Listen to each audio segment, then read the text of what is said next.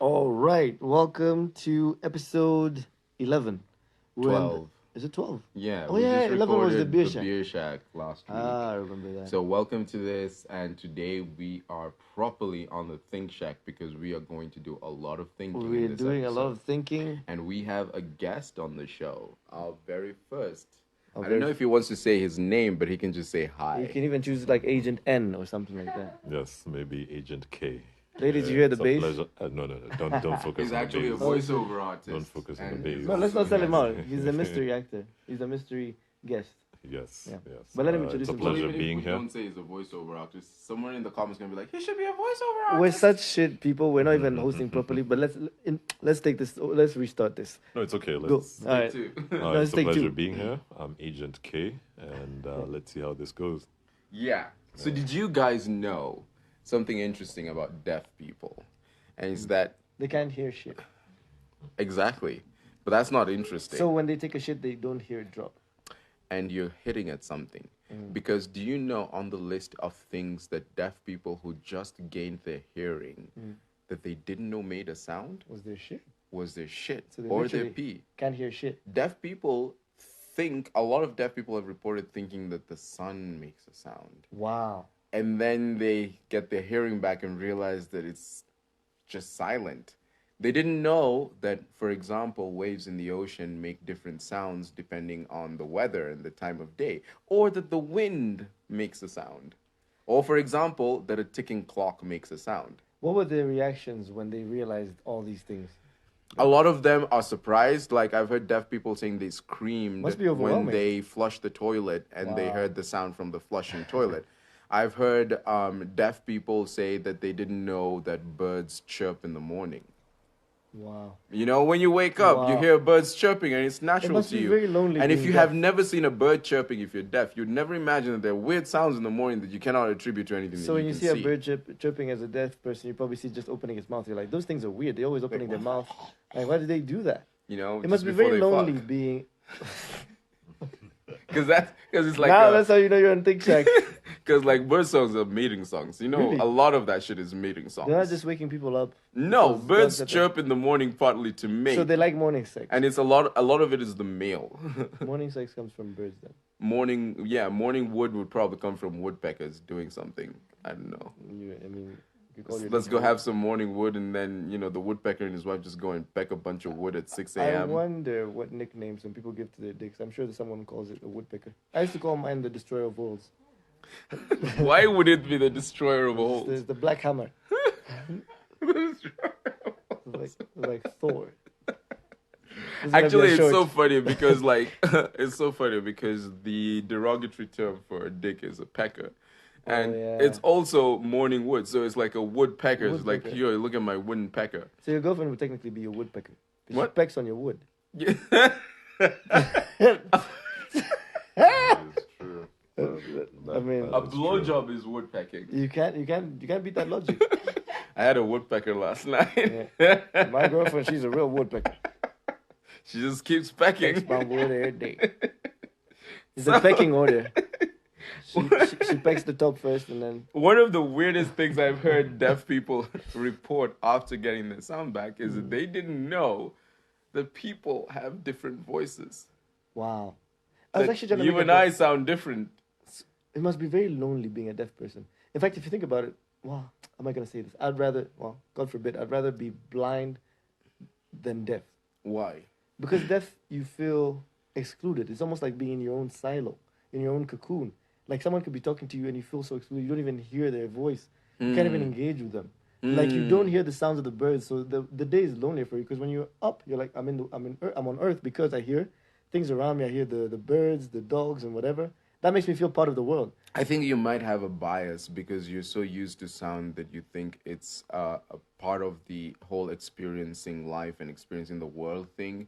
A deaf person has no preconception about sound, therefore they do not necessarily associate it. They can't feel lonely out of okay. not hearing because they don't know what it's like to have heard. You can only miss something that you've experienced before. There's actually a rapper who said that you can't miss. For deaf people, I think they have an advantage because you can see with your eyes. You can see nonverbal cues, nonverbal communication as it takes place. You don't have to have someone Yeah. try speak it to you to understand or see. They're probably a lot more sensitive to body language than the rest of us. Deaf Because people? I would Deaf imagine. people? I mean, yeah, Okay. I'm guessing Oh, I because I would thought it was deaf, imagine if all you have to go off of is visual cues, you're going to really hone that skill. Yeah. So a deaf person might be able to notice minor alterations in your facial expressions or minor movements that kind of like show your mood, as opposed to someone who's going off of like auditory cues. They would probably make very good poker players. Only that in Kenya they wouldn't hear Cardi, which is like the World Series of They poker. wouldn't hear You Cardi have a B sign too. language They wouldn't hear Cardi interpreter B there. either. They only hear Cardi B too, which is what we're drinking today.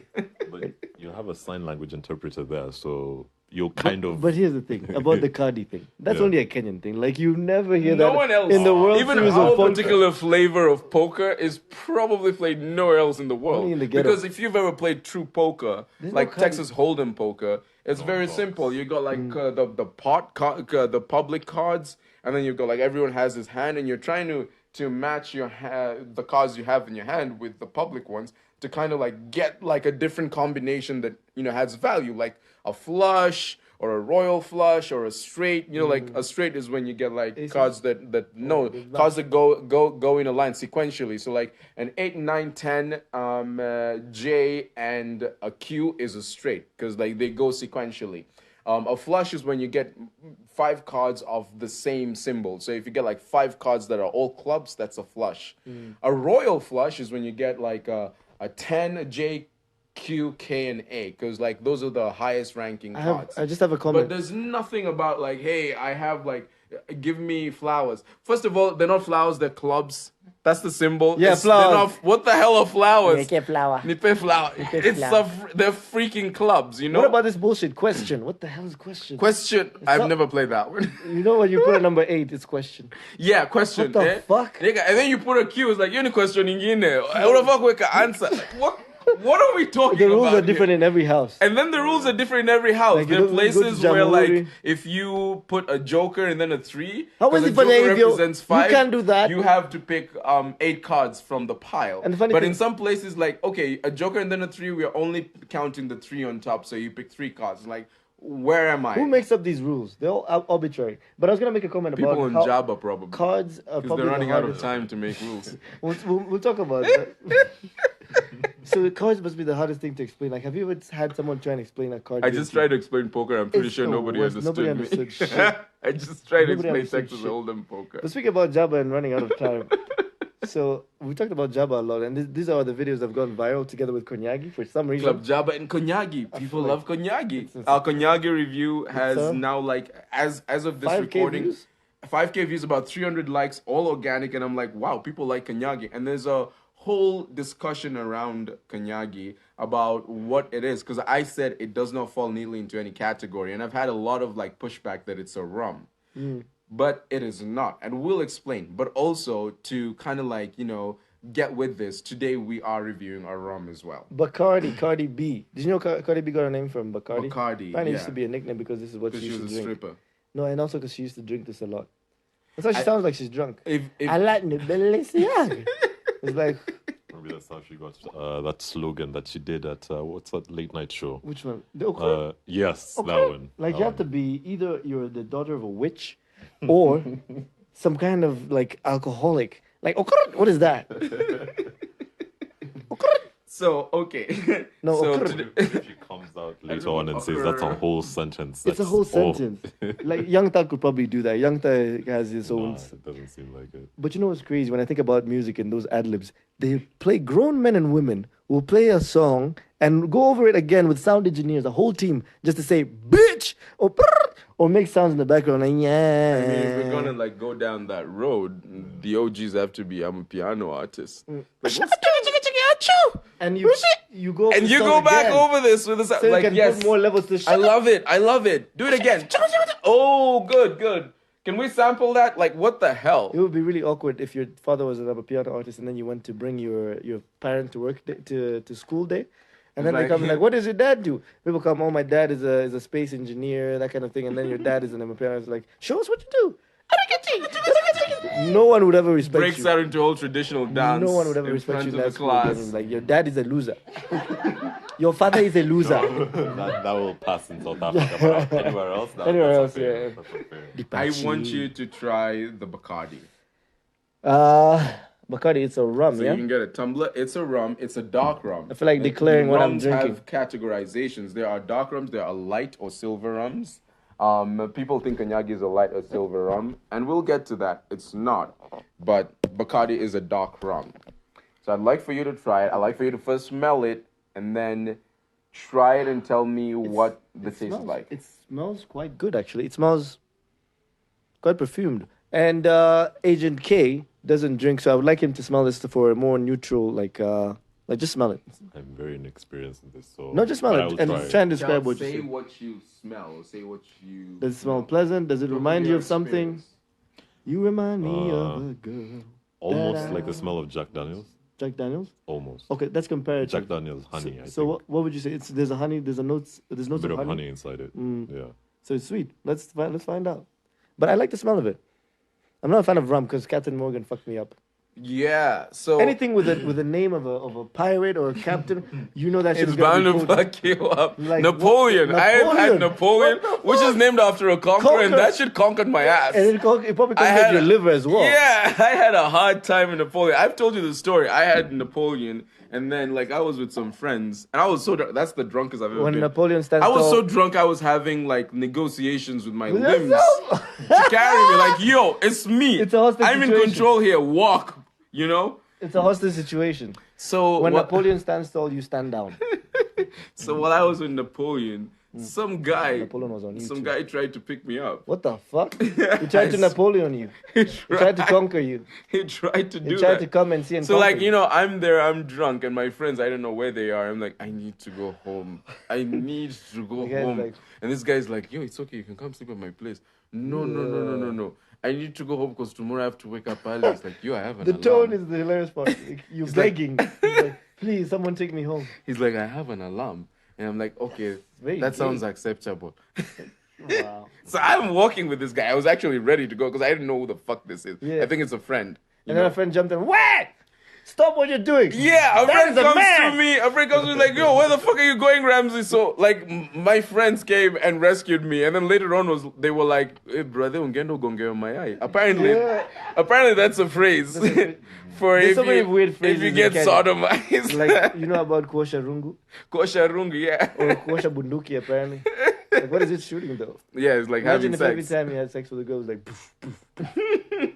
Like, that would be scary. Or the whole idea of like, I'm just washing this thing because Yeah, I'm washing my... that must be a really wet girl though. Yeah. But anyway, moving on. Oh, wait, Actually, let's review the taste. but yeah, I actually think it's a little woodier than you might think, Tastes like licking mahogany.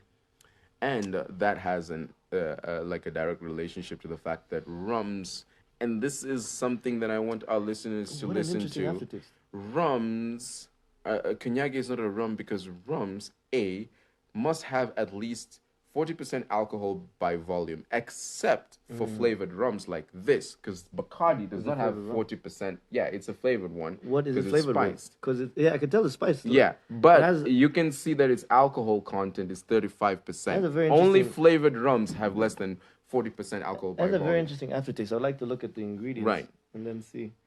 Kanyage is not a rum because it's not a flavored rum, but it has 37.5%. So Right. it's under the 40% ABV limit. Let's do a quick one. Tell me if you felt vanilla flavors, mellow vanilla flavors. Did you feel those?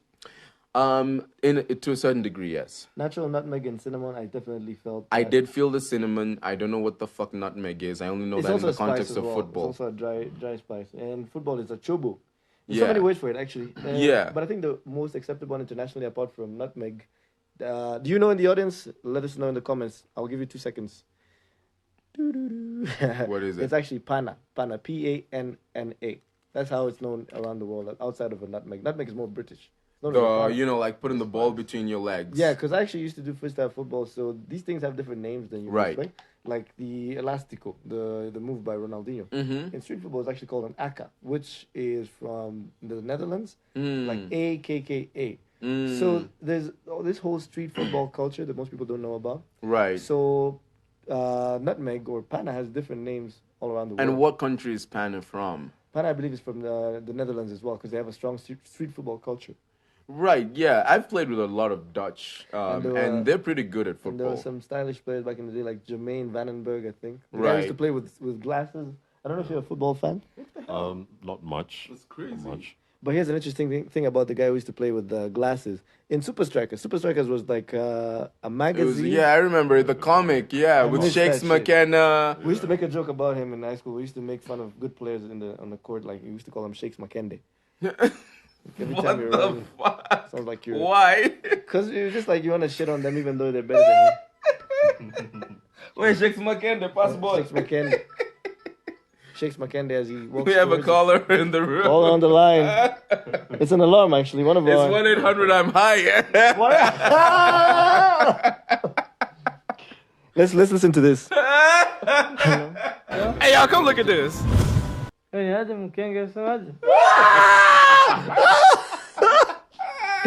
All right. I think I'm gonna pause this so we can have that conversation. Yes, we probably need to But pause that this. was someone who's you don't know about Higher this. than thou. No, here's the thing. We said on this podcast it's better to be effectively high than highly effective. This is a person We're who's effectively high. effectively high. Exactly.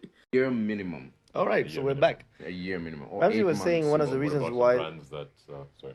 Yep. Yeah. So I We're was having saying this the other reason why conversation. you have this interesting aftertaste in the rum, and this is a crucial point for the readers, or sorry, the listeners who think that Konyagi is a rum, is that rum needs to be aged minimum 8 months to 1 year. This is in most countries, and it's usually done in oak casks or bourbon casks.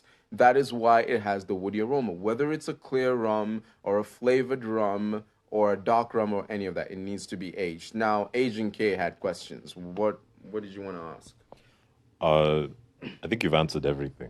You've answered everything in regards to how long rum is kept. And also because I thought rum and whiskey are almost the same. Because in whiskey, you find sometimes they have a brand of, let's say, 1950. Yeah. It's been kept for a certain amount Yeah. of time. So is it the same with rum?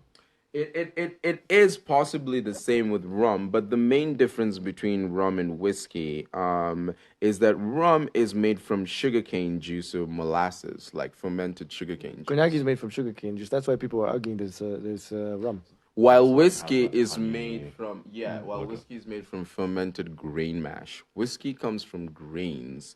Rum comes from sugar canes. In fact, one of the reasons why you may have noticed, like, and I will just in like quick point, Bacardi comes from Santiago de Cuba, Cuba. Oh, wow. Okay, in fact, it was founded by a man called Facundo Bacardi Masso, Don Facundo Bacardi Masso. Don Facundo. Yeah, Wow. exactly. Sounds like an insult. In Santiago de Cuba. Yeah, right, cool.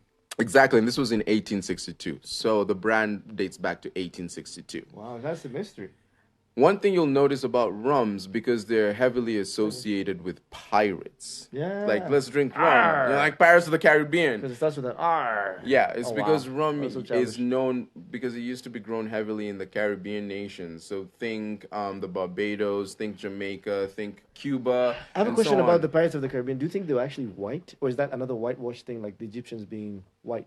Because I if they're think from they the were a Caribbean, motley crew. To pick the elitist term, they were a motley crew Mm. because pirates were outlaws. So they're So they probably- will mix of white people, black people, colored people, Mm. whoever the hell. Because like even if you're a pirate captain and you want to gather a crew, you don't care about their race so or their Pirates of color. the Caribbean is an appropriation, basically, because they've made It's everyone possibly an appropriation, yeah. Although I remember that one token black guy.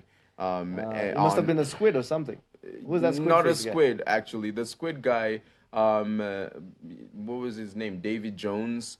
The squid guy had because like all his friends were squids. But like the black guy All I'm my talking friends are about squids. is from The Curse of the Black Pearl. Because Of course, it had to be a black pearl. The Yeah. curse of the black pearl. the ship was called the Black Pearl. Racist. Yeah.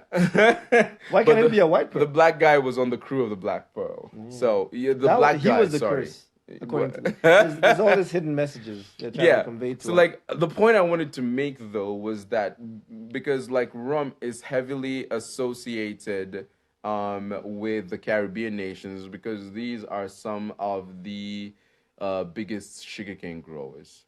Maybe And that's so why it's very popular. rum used to be made by, it was actually based off of traditional liquor. And in this case, Mm. kanyagi might be very closely related to rum, So there's an because interesting kanyagi is, relationship. you know, based off of traditional liquor made from sugarcane juice. Sugarcane And we juice. have like waragi made from banana juice Uganda. or bananas in Uganda. We have some West African rums as well, made from sugarcane over there. Sugarcane is a pretty common source of liquor around the world. But the way rum was made and the way it got standardized over the years, you know, even as say the British West India Corporation, because like they used to export a lot of rum, as they standardized the shit, there came up some minor rules. Rum isn't as heavily regulated as say cognac. Remember we talked about cognac needs to be grown in a certain part of France, certain rules. With rum, it's mostly alcohol by volume should be between 40% and 80%. It's made from sugarcane juice or molasses. And it needs to be aged at least 8 months to a year. That's pretty good. That's why they probably like it a lot in the Caribbean. They had the song. Exactly. I'm drinking rum and Red yeah, Bull. it's a very popular Caribbean drink. And so Bacardi is from Cuba, as in case nobody knew that. But Kanyagi, unfortunately, is not a rum. It still does not fall neatly into that category. It's just the cane spirit. And I think, and you know, I'll make the same argument made last time. It can be classified by Western standards. Exactly. I'll make the same argument made last time. This is a call to action to Africans to come up with our own categorization of African liquors, because we have Muratina, we have Cognac. Muratina is made from a fruit that white people probably have never heard of. You explain this shit to me. The fruit was called what? It wasn't the loquat. Yeah, I know it wasn't the loquat. It was like a very special fruit, and you could only make it from the fruits that had fallen on the ground, not the ones growing in the tree. So they were also brewed close to caves as well. The caves thing. That was for a different one. The caves thing was for ale and different kinds of beer. But like for Muratina, it was more about the fruit. So what we need is an African categorization, because gins are made from potatoes and they follow very strict rules. Vodkas. Gins are made from need to have juniper berries in them. They follow specific rules. Whiskeys are made from grains, and then we have like brandies, and you know we talked about brandies made from like wine. They're a derivative of wine, and so on.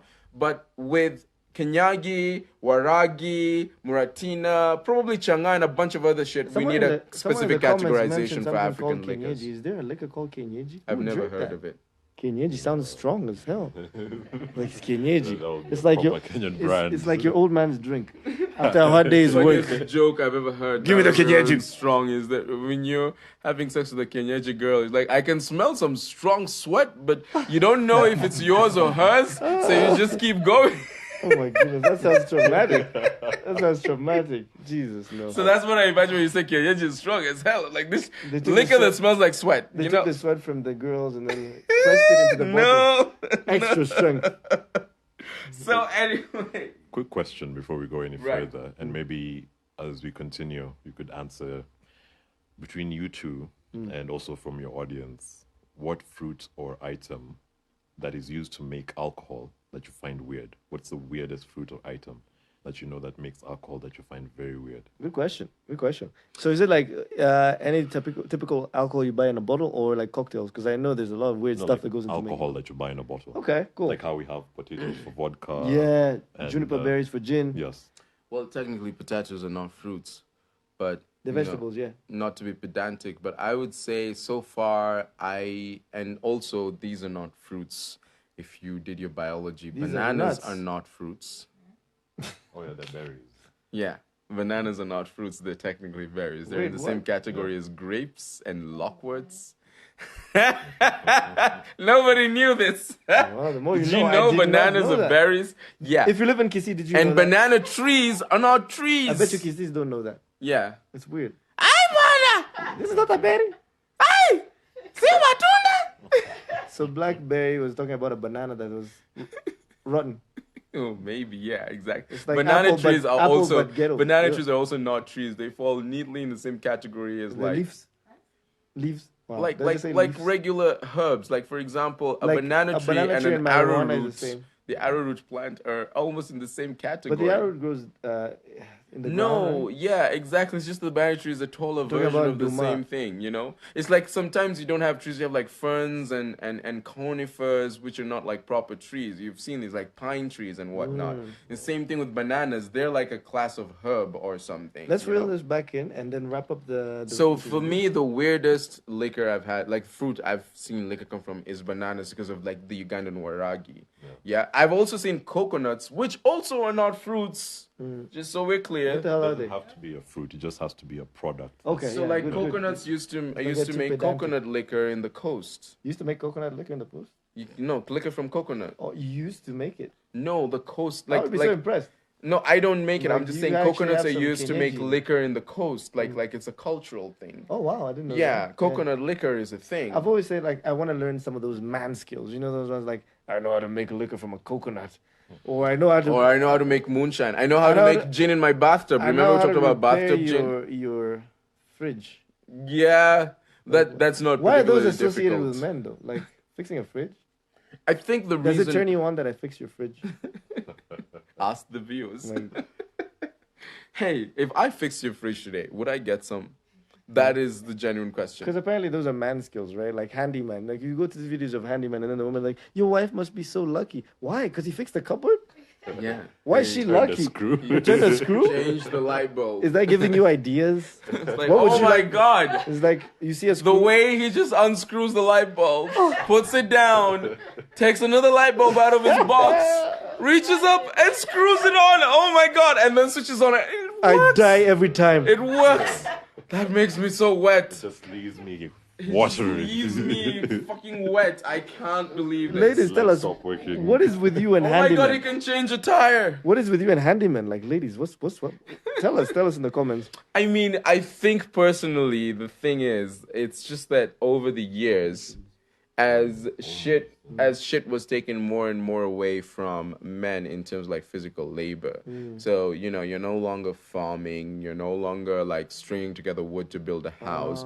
Over time, physical labor became more about like, can you fix a car? Because, you know, the car became a cultural symbol it's when the cars were carriage. invested. Exactly, you know, and if you're not farming, then you're working on the car because like women were also, you know, like not big on cars and driving at the time. So over time, it kind of like just embedded itself into our psyche that a man who can change a tire is a real man. Same thing real with, man. say, for example, fixing electronics because again, because of the Oh, cultural yeah. epoch within which electronics were developed, That's a very women good were not interested. Oh my god, that's electronics. I'm not interested in this shit. Because I mean, this was like at a time when literally women aren't allowed to vote. That's a very So they potent- would not be allowed to engage in any innovation of the day, you know? And so like men were the ones that were fixing watches or electronics and shit. And so this came to be known as a man's thing. And because of course of the sexual nature, like women want a man that does a man's thing, then you start to sexualize shit like changing the light bulb and whatnot. Is there a men's equivalent to that? Like when you see a woman doing what? Cooking, doing the dishes. Does that turn you on though? Because for No. women it's more sexual. For us it's like, yes, now I don't need to do that. So it's more like operational. Like No, don't but need I to do that. think like the fact that there's you a help me with very that. sexual component to doing the food. dishes. Food Oh, to preparation. yeah.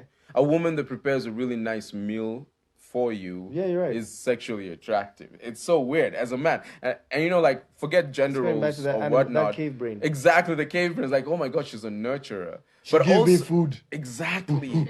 It's like now I can go out there and conquer the world or whatever the fuck. You Give me know, food to by conquer conquering the world, you're just going to your job as an accountant tomorrow morning. But would like, you know, I would love to. nothing special. I would love to take a cave woman out on a date. The simplest things would impress her. Like you peel a banana for her. Are you sure the simplest things would Yeah, be 'cause she doesn't impress know how her? to peel a banana. Or She's she really gets simple. scared of you and attack you. She thinks I'm a god, Not even a god. You might be. a demon, some kind of demon or Yeah. something like that. But I mean, This she is the human mind we're talking about. Right, The right. human mind likes to jump to the negative if it can't You're right, understand actually. the superstitious phenomenon. like that's imagine going a on. cave woman who doesn't know how to peel a banana. She just discovered it, and you go there and you just open it, and she's like, "Oh Or my you god!" peel it the other way Or you around. peel it the other way like a monkey. How do you Because feel a my banana the other? question What is- other way around is Monkeys, My- the correct way, I Yeah. think Newton knows this. The correct way to peel a banana is actually upside down. The way Yeah. most people don't do it that way. But I don't know what right side up is. So what is upside down? Where you branch Break off off from the the, thing. stem, that's not where you open it from. The other side. When you broke off the back. From the top that like looks usually Flat. capped. Broke and off the shit. banana. That's how you should peel a banana. That's but how how do monkeys you? do it. That's how, how primates do it in nature. So it's the more natural way to do it. That I'm thing sure is we the did it handle. until Why is it someone natural realized just the because other way. primates Some do pervert. it? Like, no, 'Cause no. It Let's must have take been a a pervert. Like, why moment. would you go Pervert. around? Like, Let's that's, take a moment to you're breaking analyze the this. rules. Just because primates do it, it's natural. What? Why? But you see, Good idea. Good question. this is a question I also had for you when you're talking about manly things, right? Mm-hmm. We as Kenyans, yeah, we tend to see like, oh, like how Jean. Jean is saying that for him to do something, it might turn on a woman. In another country, a man doing something that's completely opposite that you will do will turn her on. No, yeah, And but will that's attract just that. It doesn't mean that you are less or anything. Maybe she Yeah. finds that like that's alpha. So what if that's conditioning? Like in Japan, maybe No, I cutting the totally- fish is like, oh my god, no. he's I cutting totally the fish. agree. What I'm saying is of Or course that when about? it's you're making tea in the When morning. you're making you do tea in it the so morning, you do it so like, meticulously in Japan. Or when you were like preparing the octopus, because we had a joke about or them how and low you bow octopuses. in the process. Like, Octopuses. having sex with octopuses. Having sex with No, octopuses. but like what I'm saying is The I plural of totally octopus. agree. It's a function of culture. Yeah. But like what I was borrowing from at the moment, because like the seemingly universal language Consensus. is like Western culture. True. And in Western culture, where cars came from and electronics came from, therefore where a lot of these cultures, evolved, That's what they value. that's what they value. And for some weird reason, a lot of countries around the world have decided, like, we're all gonna borrow from Western culture. But in from the Kenya, East. Yeah, they used to do their own thing. possibly from the East, exactly. No, But yeah. like, of course, at any given time, the standards of masculinity and femininity are almost entirely dependent on the culture in which you grew. You're right. In some countries, the fatter a woman is, the more sexually attractive fertile she is. she And in is. some countries, Western countries again, the thinner she is, the more she looks like a freaking waif. Just to illustrate your point, It's like, look at like models. they look like they haven't eaten in years. Just to illustrate your point. That's the You- sexual symbol. How do you navigate a situation whereby you've been raised in 3 different cultures then? That's interesting. But just to illustrate don't Ramsey's think point, there's just to anything- illustrate your point, it's like in the Maasai culture, a guy knowing how to like tend to cows is such a huge skill. It's an important skill, the attractive skill for me. You are a man. You go to Europe and tell a woman, "Ah, by the way, I can tend to cows." She's gonna look at you like, "The fuck does that have to do with me?" Unless maybe she's a dominatrix and she likes the She likes whip. the wow. She likes the whip. Oh, you. I can tend to cows I by can tend to techno cows. spa. By I know how to techno whip spa. them well. By te- What are we talking about? You take the horn and make the girl horny. 1 hour, 59 minutes. The horns make her horny. The horns, like, do you know who we're talking about? Uh, I don't know. Kipchoge? If I don't think. Agent No, K he knows hasn't. who we're He hasn't talking watched as about. much. But we're making inside jokes about like the octopus jokes was from what's the plural of octopus? Don't say Octopus. octopi because that's so. That's so pretentious. yeah, it's octopus. Octopus. Octopizos. You should say octopizos. This is the reason for having sex with octopizos. And then we were making a joke like Octopies or listen to the podcast like, how the fuck did I even feature Like, this? What the I fuck? wasn't supposed I to was be just in there. chilling. You guys were talking about Japan. But anyway, that something- said, I would like for us to talk about something because, like, while we're on culture and on conditioning, I'd like for us to talk about like Cults? 2 important topics, and the first one is cults. So we'll dive right into that. But the second one, which I would also like for us to touch on, is stupidity. Oh, wow. But we will get to it. So first, Start let's with talk cults. about cults. Recently, How about one we give- particular cult was Exactly. in the news, right? And it was associated with a certain pastor. Paul McKenzie. Is that his real name, McKenzie? I have no idea. American. Sounds very Way too pretentious. American. It must be his alias. I don't know. What does his ID say? But it must be an American thing to start a cult. So probably he had some icons who used to have cults and stuff like that. He was like, Right. I'm Have you also noticed, before we go any further, and I'm sure it will come up later, majority of the people running these cults are very intelligent, wise people. They are. with very high degrees, they are. very high training, and high It's levels of important education. that you mention that because, like, we're going to talk about like brainwashing because you said the root of cultism, and brainwashing is an outdated psychological concept because, like, it's been around for years. But one of the most common traits among all cult leaders who brainwash people is that they tend to have narcissistic personality disorder. But narcissists can also be pretty smart and pretty charming. Do you think intelligence is a prerequisite to be a narcissist or a sociopath? I'm not think so. sure intelligence is a I don't think prerequisite so. to be a narcissist, but I know narcissists think they're pretty intelligent, no matter what their level of intelligence. I've never seen a dumb narcissist. One thing that narcissists are really good at, and this might not necessarily require any level of intelligence, or a very high level of intelligence at least, is charm and charisma. To be charismatic, you don't have to be particularly intelligent. Could you give an example of a person who's charismatic but not intelligent? Cardi B, I guess. Well, I mean, She is charismatic. like Okay. think of I don't think we think should of a add few. artists into this mix Okay, because I okay, that's tend to see different. artists Yeah. as people who Oh, are we have hyped a up by caller. the crowd. He had like 3 puffs of a blunt and he's gone. Theo, Theodore, my good sir. Theo, how do you feel? How high are you? Okay. how high are you? Okay. It's like out of the question. Out of the question. I will not admit to that. How high are you? Okay. Okay, let's keep going. So one That's thing what she about said. like brainwashing is well known. At least even in terms of like being viral, it dates back thousands of years. But in recent history, it dates back to the 1950s because like the CIA, the United States Central Intelligence Agency, MK Ultra. decided to make MK Ultra to wage psychological song? warfare against communism. MK Ultra is what is it? No, that was an experiment Oh, done by there's the CIA. there's a SARM which is like a steroid almost. It's what is it called? Specific androgen. I don't know. Androgen receptor modulator or something like that. It's like a steroid. So there's one called MK Ultra. Okay. Well, you know. MK Ultra was actually a project by the CIA. Back when communism was like enemy number one, Project MK Ultra was begun to secretly experiment with mind control techniques. Wow. And the idea was to dose people with LSD, which, by the way, if you didn't know the full term, is lysergic acid diethylamide. Diethylamide. Exactly, without their consent. In fact, at one point, the CIA, FYI, owned the entire world supply of LSD. Wow. But it wasn't just... They yeah. probably still do. It wasn't just the CIA operatives who fell for the brainwashing hysteria. So at that time, there were like a lot of cults who came up with the brainwashing hysteria. You remember Jim Jones and his cult? Yeah. That was much later on. Yeah, What but was this this was one? like in the 1970s, 1980s. What So was Jim Jones's called? Just to educate the listeners. what's the story behind Kool-Aid? Have you ever heard of like don't drink your own Kool-Aid. Kool-Aid? Oh yeah. Don't drink the Kool-Aid, So man. Jim Jones was a cult leader that managed at one point to convince all of his followers to take poisoned Kool-Aid. Kool-Aid was like juice cola Wow. back then.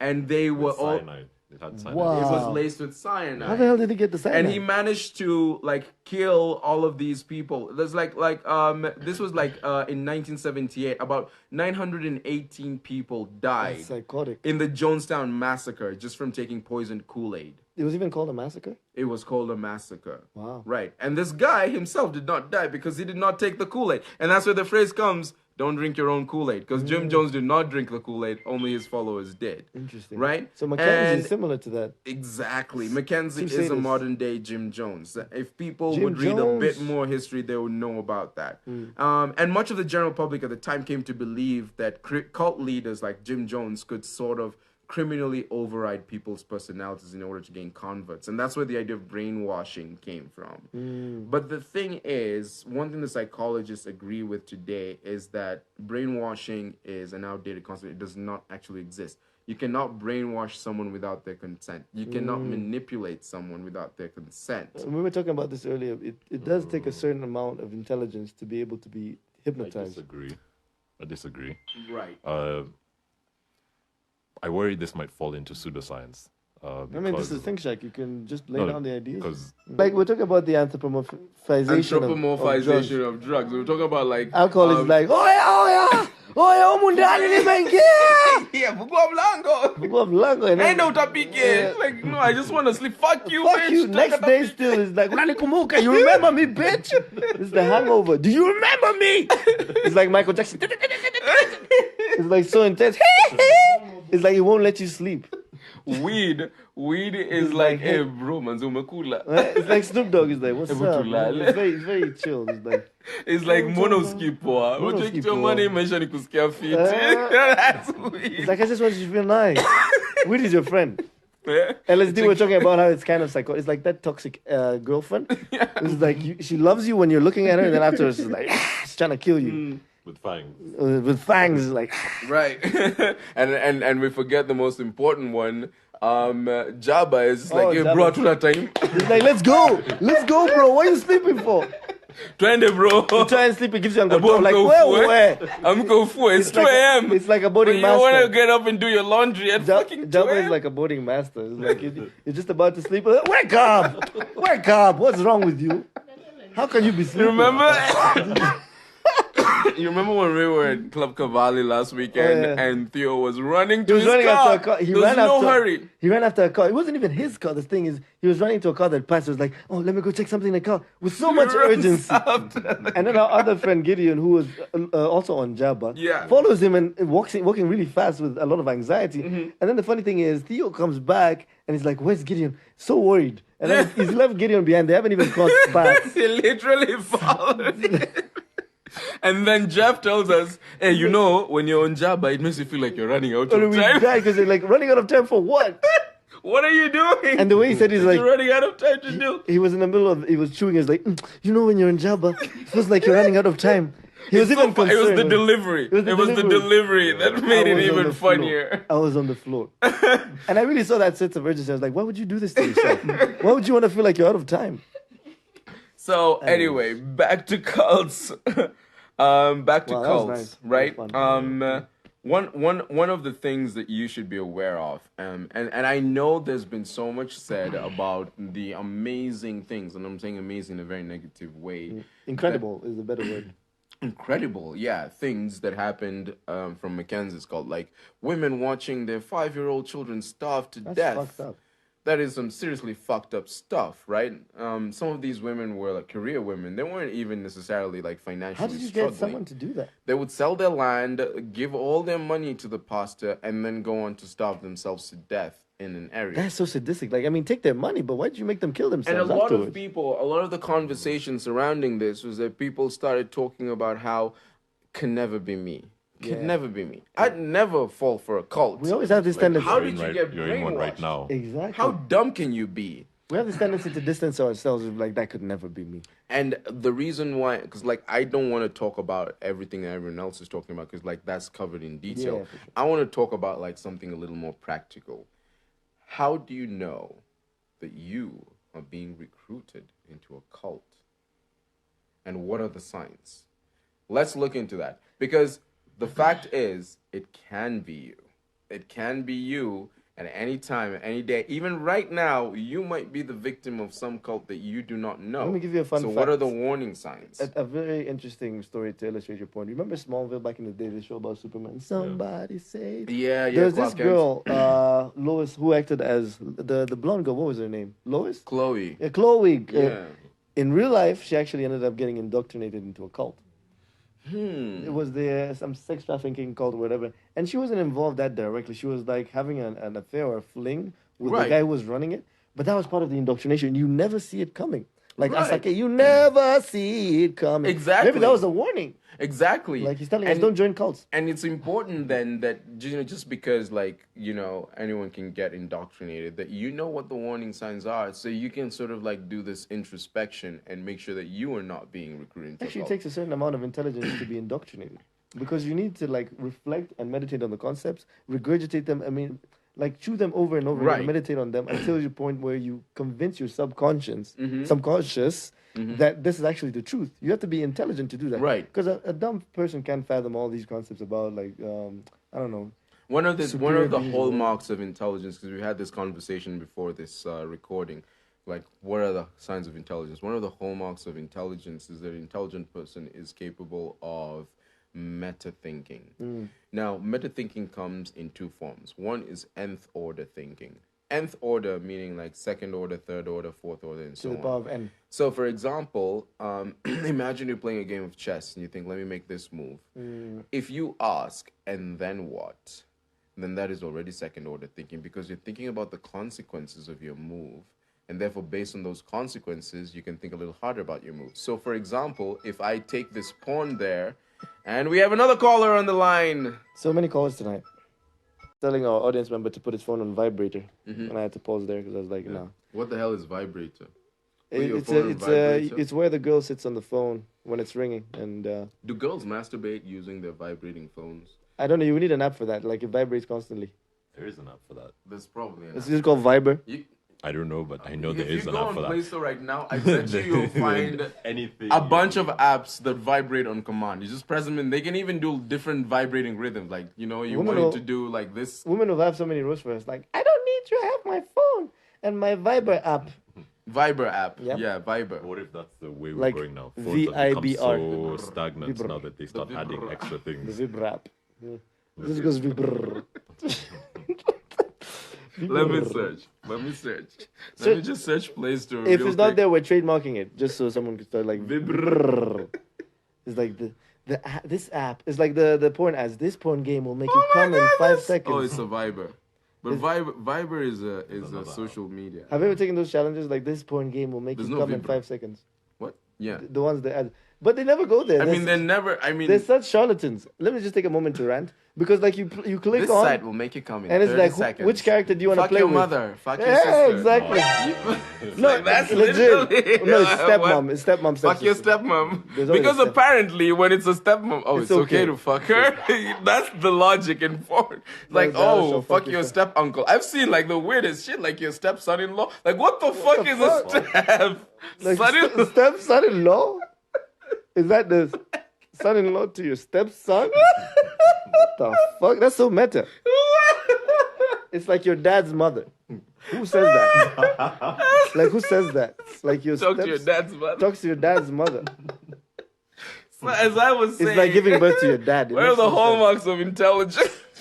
By giving birth to your dad. Is A, being able to do nth order thinking about the consequence of your thinking, like, and then what, and then what, and then what. It helps you, like, retrospectively make a better move. And then But what? most importantly, another thing about, like, intelligence is meta thinking, in the sense that you can think Wait. about thinking. Wasn't Asian K gonna disagree? Yes, I know where you're going. It's more of you saying. Correct me if I'm wrong. If I'm wrong, right?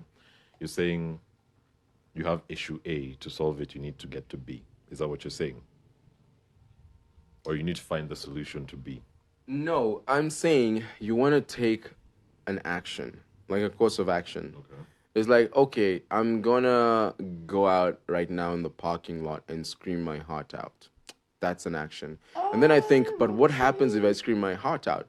Like, people are gonna, Associate you with lunacy. come out of their houses and whatnot. And they're like, okay, so based on that, should I scream? Or maybe I might be like, okay, they'll associate with lunacy, and then I will do something that, I don't know, makes them laugh after that. It was like whenever you think about like consequence of your actions and plan ahead, several steps, because like the best analogy I could pick for this was chess, because like in chess, it's easy to think of the concept of like planning several steps ahead in the game. The more steps ahead you can think, the smarter you are. And the better you are at chess. Agree. Okay, why? Finding have a the battle right in the move- shack. Finding the right one move goes a long way. I say this because most of the time you find a lot of people think in chess 5 moves ahead, right? Have you ever heard of systems thinking? Yes. Yes, I have heard of the concept. Why not apply systems thinking? Systems thinking will allow you to have one move that's the right move in the whole system to have the outcome that you want without having to worry about thinking about 5 steps ahead when at the end of the day, when you get to that 5th step, maybe something else has already happened. Remember, you're in a situation where parts are moving consistently. For the and benefit, interact very differently at the end of the day. right? For the benefit of our audience, do you mind defining what systems thinking is? Define. From my understanding, I understand systems thinking as seeing the bigger picture and the many parts that make it move and the outcome that comes from that bigger picture. Yeah. For example, let me give an example of if you want to change the health of a specific area and you have an issue of obesity, right? Yeah. You won't just go from, okay, we have an obesity problem, I'm going to solve it with opening up gyms. Yeah. You've not factored in the parts that are moving. That's probably environment. Right. That's the people. And with every part, there's like belief, there's a certain way people think, there's certain traditions that you have to really target, right? Right. So in this whole thing, rather than trying to build a gym which people are not going to show up in, Right. why not use the environment? This is just one move, one right move, right? Why not use the environment to make them active in their activities? For example, creating bicycle paths. Yeah. Or if it's not the environment that's a problem, why not switch then their thinking, how you advertise or show them certain things? So I don't know. basically, in summary, Agent K is saying it's not about how far ahead you think; it's about how well you think. Like that next move. Change one small part of the system and you have the desired outcome that you want, and you can easily go back and get a feedback loop. Like, is this what I wanted, and what exactly did I fail to change in this whole system? Because the system can be open or closed, right? Right. If it's closed, it's easier to manage because you just need to change one small thing and you need to identify it. It's and not interacting with any other systems. exactly. But if you're playing chess and if you're even in the cult situation, remember, it's your mind versus the person who's trying to manipulate you. True. The further away they are able to play with your parts and get the right outcome, the easier it is for you to fall into that whole system. Play with your parts. Yeah, the audience is. That's what he said. Yeah. Pause, Yes, that's nigga. what Pause. I said. Hey, girl, I want to play with your I hope parts I've right made- now. I hope I've made sense. No, it made sense. Yeah, because you see the bigger picture. I think you've made sense, and I see where you're coming from. Here comes the butt. Here comes the butt. But there are two things here, right? Ah. First of all, But- weirdly, even by making the argument for systems thinking, you're still making my point about the nature of intelligent people thinking, like meta thinking, like thinking about their thinking, because in a way you're analyzing thought itself. So in a way, you're still proving my point. 'Cause like one of the marks of intelligent person, and I think you're a pretty intelligent person, is that they can think about their thinking. And you're thinking about how, if you think in terms of systems, you're more likely to make better decisions. So this is indirectly thinking about thinking. I think it's a differentiator between us and every other species because we are We think introspectives. about how we think. Think about we how we are think. aware of ourselves. And And we we- have a sense of I. And we in- look in to the think head. better. But more important, Thinking of how you're thinking, yeah? Yeah. Aren't you using only one perspective or one part of the system to solve or understand your problem? You're not looking at the bigger but picture. what's the system here? What would you like to use as an example? The system in this case, I would say, is you, the whole collective that is your existence. Me, right? Right. There's several parts to a system. Most of them don't apply to every part. There's the environment, the environment you're in, right? That's why you find most of the time they tell drug addicts sometimes switch your environment for you to get better or to lose that, get rid of that addiction that you have, right? Right. Two, you as an individual, right? If your environment is very closed and you've been doing drugs by yourself and you got addicted to it by yourself, that's a closed system. Right. Yes. Now we come to you. You as an individual, there's something that's causing that. Either you go back to your childhood trauma, upbringing, your psychological view of drugs, because there are people who take drugs. Let me be cautious here. Yeah. There are people who take drugs like psychedelics and they use them for therapeutic purposes, I know one or two people like that. and they don't get One or two. Yeah. and they don't get addicted. One of them is me. Sorry, No, and they don't that's get addicted. They don't get addicted to the whole system. They know what they're doing. Right. They're able to maneuver and push through that system. Now you've gotten addicted, yeah, and we realized the problem would be coming from you. I just want So the how do audience you to know tackle while it? He's saying this, he's tapping on John's shoulder as he says, "You've gotten addicted." And Jean happens to be high as well. Right. On the highest of highs. Right. His Highness LSD. Exactly, Well, but not I yet, also not believe- yet, not yet. The Duke of Highbury, as we called it. I think the most high. The high on Yeah. His high It's gonna be an endless loop of highness. of high. And we have Yeah. another friend of ours. Yeah. Higher than Cloud thou. nine. Who's higher than all of us? He's not high, he's above. He's above the clouds. He's in the Mile High Club. Anyway, Mile High Club. He's, Yeah. he's a mile high. Just to finish up and wrap up, you have methods. You have.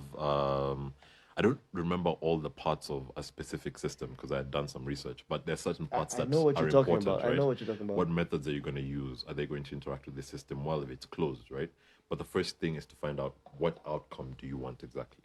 If I'm a cult leader, yeah, or if I'm a doctor and I want you to stop taking drugs or to reduce the drug usage or change why you're taking drugs, I'm not just going to say, okay, I'm going to push you to rehab and all this. There's a whole system that I need to Right.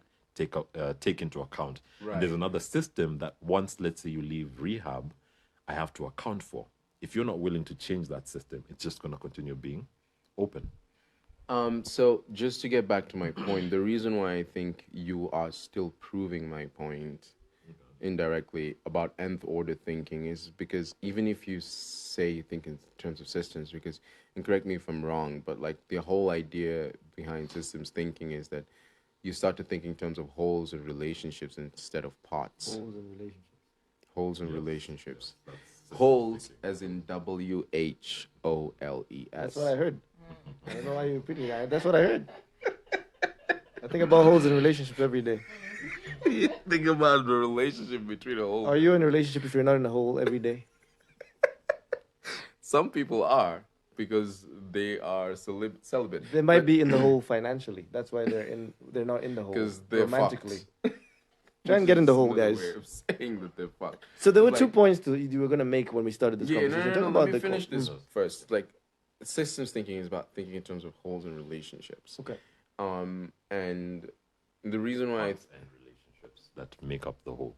Parts The and- relationship parts between and the the parts. idea relationship. behind systems Parts and thinking relationship. is that you should not be constrained to parts. You start to think of the way the whole thing is working as opposed to thinking in terms of parts. So you don't think of the bricks, you think of the wall. You don't think of the components, you think of the engine and so on. You're thinking in terms of wholes. This Systems is my thinking. I understanding get of that now. systems thinking.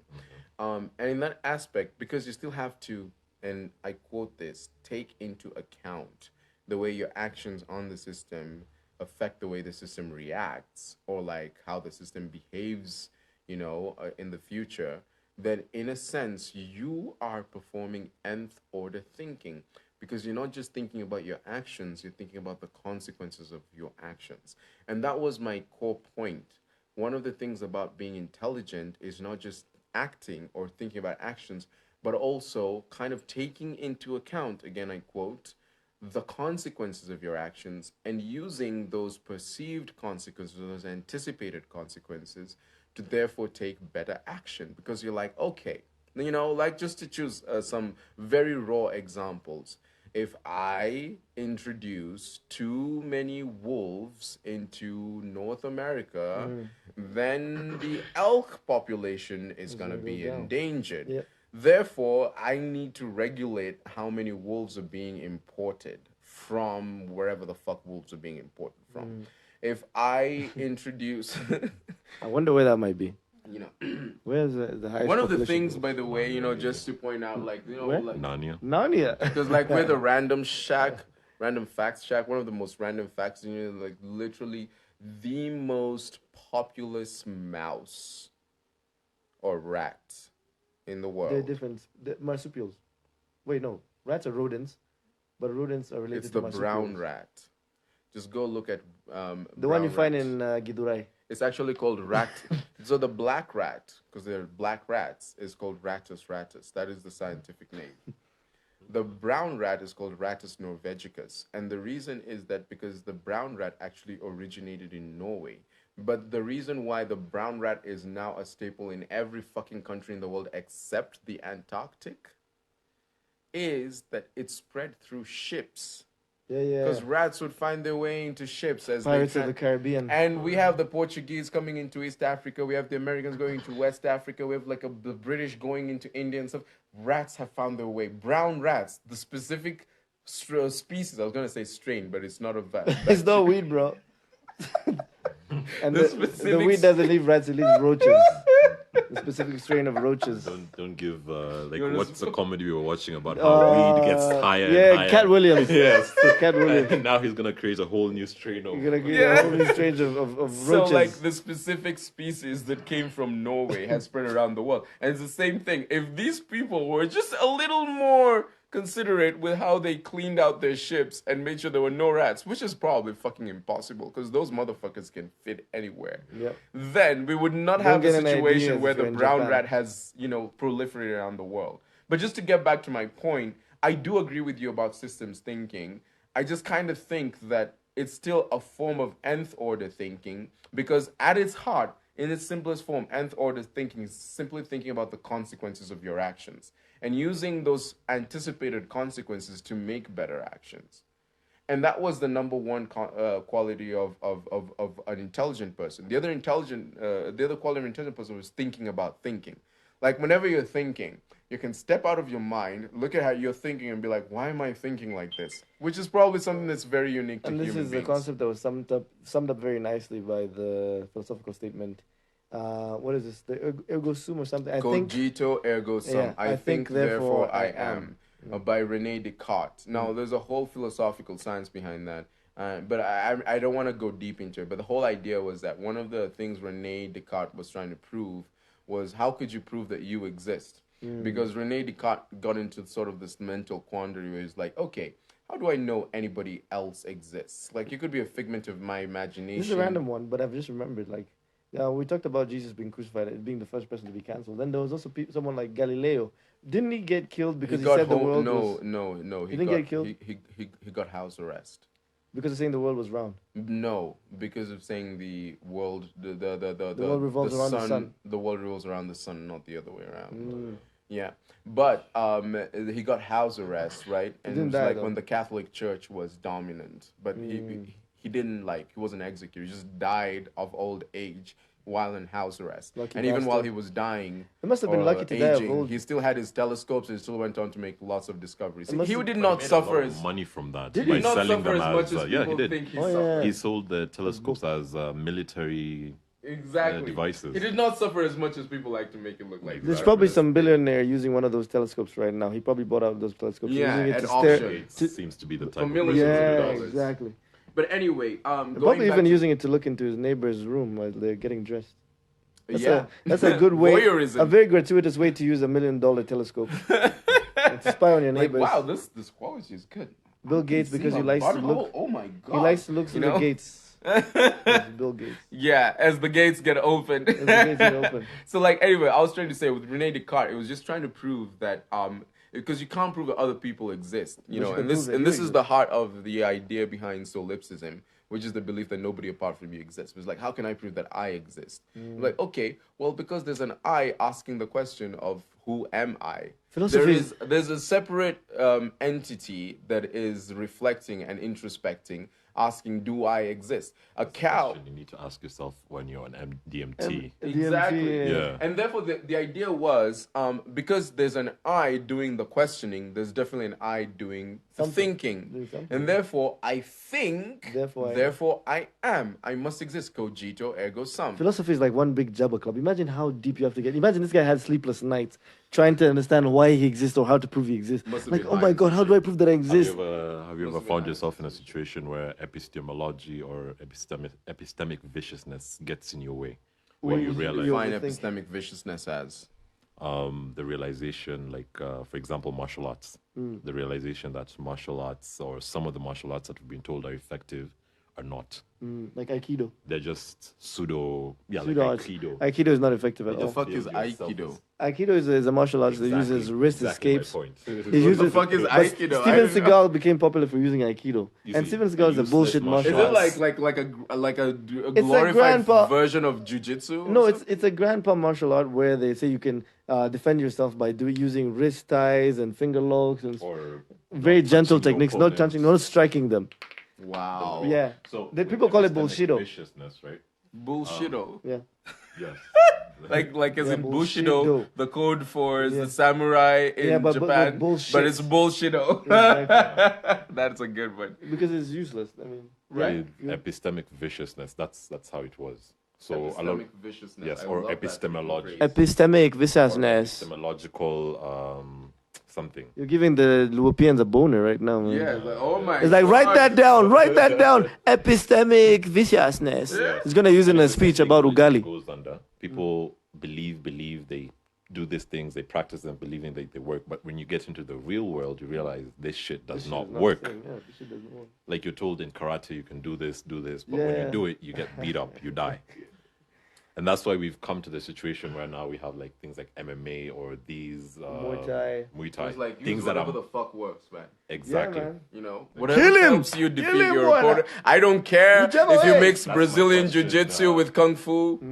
That's my question in Bushido. philosophy. Have you ever found yourself in such a situation where what you've learned and where you've put so much energy believing in ends up being pure nonsense or pseudoscience? First of all, and I think it's important to make this distinction, the essence of philosophy is not to find a system of belief or a way of making sense of The reality. first philosophy lesson I got is there are no answers in philosophy. There are no Only answers in questions. philosophy. There are only questions. The essence of philosophy, and I got this from, the one book at 16 that made me turn atheist for a while.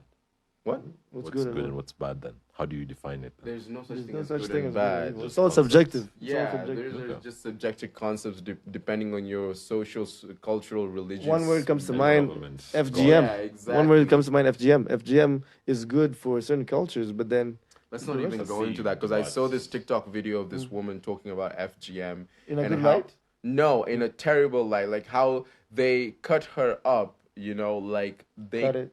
Cut yeah. it. Cut it. But in a You terrible need to way, cut because it. she says that it was in a situation, and again, this ties into what we're just about to talk about on cults. Like they told it, like it was in a town where, like, if you're a woman and you were uncircumcised, it was a disgrace. And so a lot of people going for FGM were doing it out of like some sense of FOMO, or just like they don't want the shame with not being Some stigma. a Being respected included woman. into the society. But they would cut you up. They would cut up your Clitoris. clitoris. So they would cut up your labia majora and labia damn. minora. These are the lips of your vagina. To the point where they would even plug your vagina so you couldn't pee. What the hell? They would do that. What the fuck was that? This was part of FGM. They would do that so you couldn't pee. We have an audience It member was cringing. almost impossible to pee, right? Because of the way they blocked that shit. In fact, what's they the made it purpose of such all that it that? was impossible to have sex. What's the purpose of all that? I don't know, but then what's the purpose of culture? It is what the fuck it is. Like, why the fuck do we say that women have to eat the liver and the tongue But or that whatever illustrates the fuck the point in perfectly Kikuyu that culture? there's no good and evil. It's all subjective. It's all I think freaking all that subjective. started as a cult as well. FGM practices. Well, For let's initiation get to or- this. I mean, there used to be. I mean, there's still tribes of headhunters who think like eating a human is perfectly normal, and they're okay with it. And in their culture, it's actually.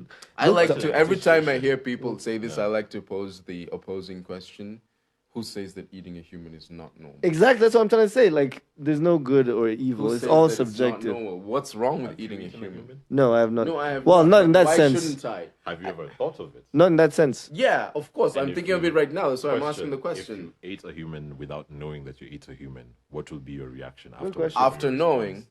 Would you be I'll in a go and state of shower. panic or in a state of calm? No, I mean it's pretty obvious what my reaction would be. It would be like based Shock on and panic. disgust. Yeah, but that's because of how I've been brought up to think that it's totally unspeakable to eat a human. It's the same reaction I would have, for example, right now, if I ate a piece of meat and then afterwards you told me, it, Oh yeah. yeah, it would be the same feeling I would have right now if I ate a piece of meat and you told me later on you just ate a snail. I would panic. But snails are a perfectly acceptable form of food in some place in the world right now. So in the same way, eating a Escargot. human is a perfectly acceptable form of food somewhere in some magical land. I don't know if we still have cannibals. places in the like world. Vanuatu, My those point islands. is that Papua if New you're Guinea. willing to accept, if you're willing to entertain the thought, it's like this is like a quote by Aristotle. It's like the mark of intelligence, being able to entertain a thought Without without adopting accepting, it. without adopting it. Yeah. If you're willing to entertain the thought, then you will realize that a lot of shit that we're like, oh my god, that's weird, is actually there's no. Just culture and It's all just your raised. fucking culture. Yeah? Yeah. Like the disgust some people feel at, and you know, like this is a touchy subject, the LGBTQ community. Why are you so weirded out by guys fucking each other? I mean, it's wrong. Well, let me not take a stance because I mean, a podcast You is just supposed to took be one neutral. by saying it's wrong. I mean, I just don't want. I mean, It I want feels comments. weird. I want comments. I'm with you on this, John. I'm with you on this. It feels weird for me too, but I want us to take a moment, get out of our bodies, and recognize that there's no reason why it should feel weird. No, but here's the thing. It goes against the norm. That's the What's thing. the norm? The norm- Animals are gay every time. No, Lions oh, fuck each but other, how many? ducks fuck 80-20. each other. Like we usually say, use the 80-20 principle. What percentage of animals is gay? Yeah, but then what percentage like of humans 2%. are gay? It's like still, 2% it's still still. like 2%. Exactly. It's the same That's thing. why it goes against the norm. That's why it's off-putting to some, or it might be like, it might disgust some because it goes against the order that people accept as normal. No, the thing What is, is the order then? Because Majority rules.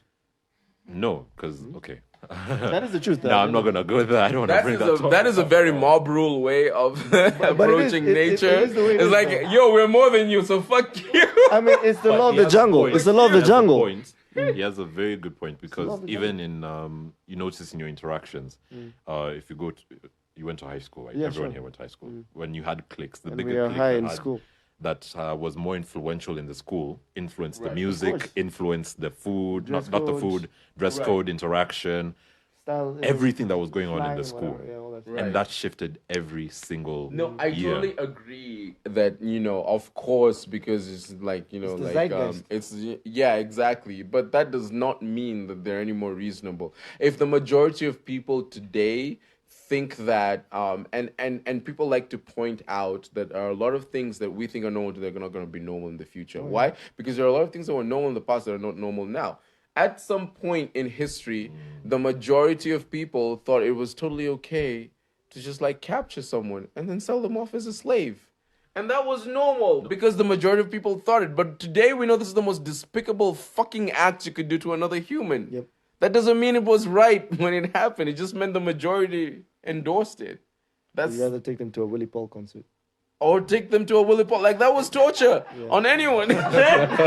Oh my god. Why are we always filing it on just Willy an- Paul? it's just This an ode. motherfucker is gonna notice us someday and One hate of on our, us. he's one of our muses. He's a creative muse. Jose. Possess. Jose. I was like to say that. Anyway, before we get lost, Before we get possessed. before we get lost, because like I mean, I get what we're going, but like let's we stick have on the one more subject. point because we're actually running out of time. Like on How are we Jabba. running out of Because we're time? on Jabba. We could keep going for hours. Feels like you're running out of Like, time. I wanted us to talk about. keeps you going for I wanted hours. us to talk about like what the warning signs are of cult recruitment. Good. So number one is social isolation. If you're seeing less and less of your family and peers in favor of your new best friends, ask pastors. yourself why. Because cults gradually chip away at your community until only the cult members remain. And if the cult is your entire world, then leaving it can feel really scary. I think to add on to what you just said, if you ever want to know who's controlling you or who's oppressing you, the first thing that you should ever keep in your mind, this is for me. If I can't criticize you, I need to be very careful of It's a you. very good point. If I cannot criticize you at any point, even if you've helped me, I'm not saying in a rude or negative way. If I can't criticize you, I can't trust you. Right, exactly. Not at all. And we're gonna get to That that should be point the because first that's human actually one of rule. the warning signs. We're gonna get to that point. Number two. The second one is cyber isolation, which is related to social isolation, which is like if all your Facebook friends or your Twitter friends or your Instagram friends suddenly agree with you on everything, then ask yourself why. Because the idea behind cyber isolation is that you get confirmation bias because everybody confirms your beliefs. That means you only see information that supports what you already believe. And your But beliefs what are also you blame- continually validated in this echo chamber you exist in, which means that you are probably in a cult. I will blame that on social media and the algorithm because there was a documentary on Netflix. Right. And they were talking about how These things are meant to be addictive. not even meant to be addictive. The algorithm, when you like, let's say the whole situation with MAGA and Yeah. Trump and everything, Make you America would- great again. You could be new on Make America Twitter. great again. Right. You could be new on Twitter and just type in MAGA, and that's what you're gonna get, right? You're not gonna realize Forever. that they're gonna curate your content to be specific. So it TikTok doesn't even is have to be even more- specifically. TikTok is even more pernicious with this because if on TikTok right now, you see, say, a video of someone skateboarding and you watch it for like 20 seconds, almost every video Was scroll that the on. Facebook Analytica scandal? They were manipulating. Cambridge or Yeah, Cambridge Oxford- Analytica. Cambridge Analytica. They were manipulating like the political polls But now, to make it seem just like as a they trend. say, the echo chamber, I don't think it's the cult leader that's doing it. It's social media that's helping The him do it. algorithm. I would argue that while it's true, there's the curation aspect. Also, if you end up following people that tend to espouse a certain system of thought, you're going to be seeing whatever they're thinking and they're saying on your feed, and therefore this will contribute to your echo chamber. So maybe it's a little bit of both. It's the algorithm, but it's also who do you follow or whose you content love? are you You say in consuming? the case of Google, because Google has also been caught doing the same thing, Yeah. curating content for a specific region, Mining specific user person, data. and from the data that they've been able to gather from you. And Right. manipulating that Okay, well, then information. in that case, I would say that it's probably 50-50 because then the algorithm is also just going to give you whatever the fuck you So want. what is the third characteristic? What is There the are third quite a side? few. And so, like, let's say cyber isolation in isolation is not a good enough reason. It might be due to social media algorithms being Which programmed that probably way. then, in that What if case, then there's the argument can no- be made that social media algorithms are so pro-cults. What if there's no case against the cult and you're trying to find out information just against the cult, and it means Google you've still probably gives already you been indoctrinated. no? And now you're just like trying to follow your confirmation bias. No, it's the beginning of the whole indoctrination process, right? You're trying to search on Google, why is this a cult? Why does this seem like a cult? But what you're getting is why it is not. Are you getting what I mean? Right. I get that. But the only situation I can think of that happening is if, because like Jean and I do SEO. Yep. So if I right now put out a lot of content, like via social media, create websites, create Wikipedia articles to try and show why my particular cult is the best place to be, then it's gonna overwhelm your social media results, and you're gonna get that particular kind of information. So I would say also you can sculpt what people see on Google if they Google you, or if they Google your cult, or if they go on social media, just by controlling all of the information that's going out there. Like right now, I know if you Google my name, what you're gonna see. And if I want to really influence it, I could create like fake Wikipedia articles. I could create like fake websites to create a certain vision. Very of easy me. to do as well. It's And you so can pay easy. for the other I could make content to myself be look like a pushed billionaire, out. like a retired billionaire who made his money selling flowers or whatever the That's fuck. actually how some con artists have actually gotten away with it, because they created this profile Right. that seemed to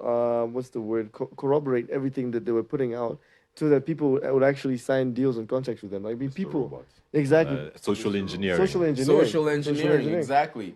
But then, I mean, that's why I'm saying this in itself cannot be proof that, or a proper warning sign that you're in a cult. But there's gotta be more, and I was gonna touch on them. But you wanted to say something first. Sorry, I can't. I'm sorry. No.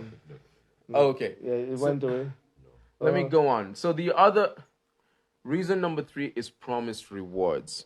Now, if you find that you're on the verge of amazing accomplishments or the fulfillment of your wildest dreams, ask yourself why. Cults promise gifts like a spiritual wheel of fortune, enlightenment, self-actualization, love, seeing Jesus, you name it. And over-the-top rewards are part of the conversion process, because how can anyone say no? And every time you think of any cult, there's always some promise of something at the end of the proverbial rainbow.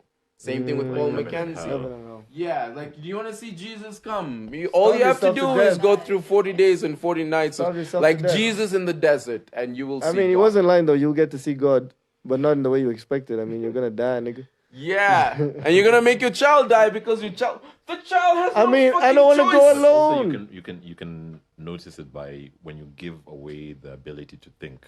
Yeah. When you what's it called? When you let go of When the you give ability. belief a higher stance than thinking.